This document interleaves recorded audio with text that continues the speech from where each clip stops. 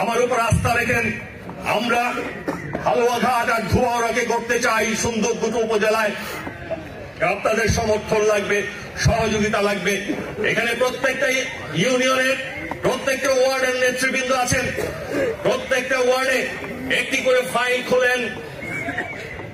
কোন ওয়ার্ডের রাস্তার দরকার, কোন ওয়ার্ডের মসজিদের কল নাই, কোন ওয়ার্ডের মসজিদের জন্য টাকা বরাদ্দ লাগবে, কোন ওয়ার্ডের রাস্তা মাটির রাস্তা কাটতে হবে, কোন ওয়ার্ডে খাল খনন করতে হবে, কোন ওয়ার্ডে বিদ্যুৎ এখনো পৌঁছেনি, কোন ওয়ার্ডে কৃষকের জন্য ডিপ টিউবওয়েল বানাতে হবে, আমাদের কাছে পৌঁছে দেন।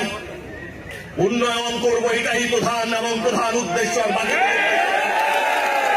আমরা হালুয়াঘাট আর ধোয়ারার মানুষকে একটু শান্তি দিতে চাই, একটু ভালো রাখতে চাই। আমরা এই 4 মাসে সাকসেসফুল হয়েছি। 100 কোটি টাকার উপরের কাজ এসেছে হালুয়াঘাটে এই 4 মাসে। সম্মানিত উপস্থিতি, সময় হোক দেখাবো। আপনাদেরকে কথা দিয়েছিলাম, ভোট দিয়েছিলাম, হালুয়াঘাটের পরিবর্তন করব।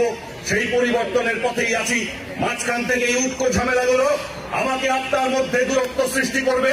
এটি যাতে করতে না পারে এমন কিছু শুনবেন, সরাসরি আমাকে জিজ্ঞাসা করবেন যে সায়েম তুমি এটা করেছো কিনা। আমি আপনার কাছে জবাবদিহি করতে বাধ্য।